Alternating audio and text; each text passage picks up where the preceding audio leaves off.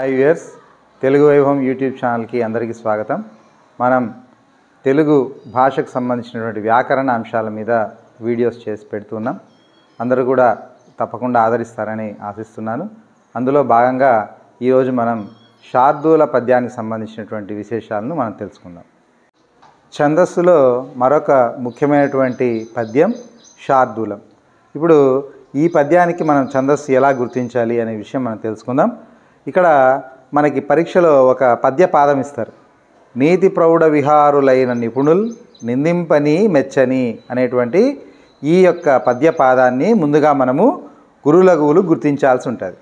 ఇలా గురులఘువులు గుర్తించిన తర్వాత మూడు గణాలకి ఒక గీత చొప్పున విభాగం చేసుకోవాల్సి ఉంటుంది, గీతలు గీయాల్సి ఉంటుంది. మనము ఎట్టి పరిస్థితుల్లో అక్షరాలకి ముందుగా గీతలు గీయకూడదు.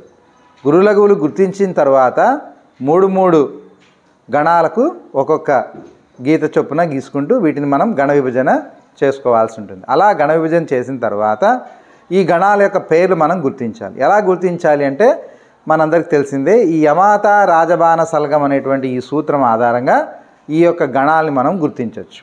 ఇప్పుడు చూడండి, 3 గణాలు మగణం అవుతుంది. ఎలా కనుక్కోవాలి? ఇక్కడ చూడండి, మా మీద గురువుతో స్టార్ట్ అయింది, వరుసగా 3 గురువులు ఉన్నాయి కాబట్టి ఇది మగణం అవుతుంది. నెక్స్ట్ చూడండి, అంత్య గురువు, చివరిలో గురువు ఉన్నాడు అంటే 2 లఘువులు వచ్చి చివరిలో గురువు. అటువంటిది ఇక్కడ ఎక్కడుంది చూడండి, చివరిలో సా దగ్గర ఉంది అంటే 2 లఘువులు 1 గురువు. సా మీద ఏది మొదలవుతుందో అది అలా 2 లఘువులు 1 గురువు వచ్చింది కాబట్టి అది సగణం అవుతుంది. తర్వాత జగణం అంటే మధ్య గురువు జగణం అవుతుంది అనమాట. ఇక్కడ చూడండి, జా మనం చూసినట్టయితే లఘువు గురువు లఘువు కాబట్టి ఇది జగణం అవుతుంది. ఇది సగణం, ఇలాగే ఇంతకుముందులాగే. తర్వాత తగణం, అంత్య లఘువు ఉంటుంది. ఇక చూడండి, తగణం 2 గురువులు 1 లఘువు ఉంటే అది తగణం అవుతుంది.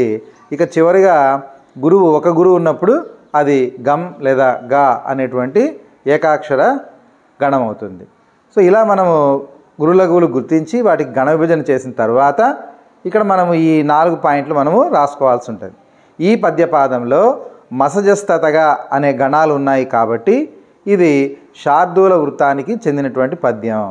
అది ఒకటి. ఇంకా రెండవది యతి 1 నుంచి 13 అక్షరాలకు చెల్లుతుంది. ఇక్కడ చూడండి, 1వ అక్షరం నీ, 13వ అక్షరం నిమ్.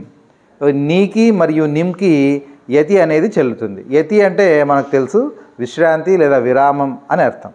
ఇక ఈ పద్యపాదంలో 19 అక్షరాలు ఉంటాయి. మీరు ఈ పద్యపాదంలోని అక్షరాలను మీరు కౌంట్ చేసినట్లయితే, ఎంచినట్లయితే 19 ఉంటాయి. మీరు ఎంచేటప్పుడు జాగ్రత్త, ఈ లకార పొల్లుని అలాగే సున్నాని మనము అక్షరం కింద ఎంచకూడదు, అప్పుడే 19 అవుతాయి. దీన్ని ఎంచి తగిన 20 అవుతాయి. కాబట్టి ఇది ఎంచకుండా మిగతా అక్షరాలను మనం కౌంట్ చేసినట్లయితే 19 అక్షరాలు ఉంటాయి. తర్వాత ప్రాస నియమం కలదు. ఈ పద్యంలో ప్రతి పాదంలో 2వ అక్షరం తి అనేటువంటి అక్షరమే ఉంటుంది. అలా 2వ అక్షరం ఒకటే ఉన్నటువంటి దాన్ని ప్రాస నియమం అని అంటారు. ఇక ఇవాల్టి ప్రశ్నను మనం పరిశీలించినట్లయితే శార్దూల వృత్తంలో వచ్చే గణాలు ఏమిటి?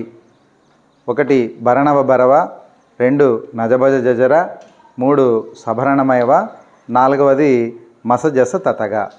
సరైన సమాధానాన్ని కామెంట్ రూపంలో తెలియజేయండి. ఓకే, ఈ వీడియో మీకు నచ్చినట్లయితే లైక్ చేయండి. ఇంతవరకు సబ్స్క్రైబ్ చేయకపోతే వెంటనే సబ్స్క్రైబ్ చేయండి. అలాగే పక్కనున్న గంట సింబల్ని కూడా నొక్కండి. అలాగే మన ఛానల్ని చాలామంది వ్యూయర్స్ సబ్స్క్రైబ్ చేయకుండా చూస్తూ ఉన్నారు కాబట్టి మీరందరూ కూడా దయచేసి సబ్స్క్రైబ్ చేసి తప్పకుండా లైక్ చేస్తారని ఆశిస్తున్నాను.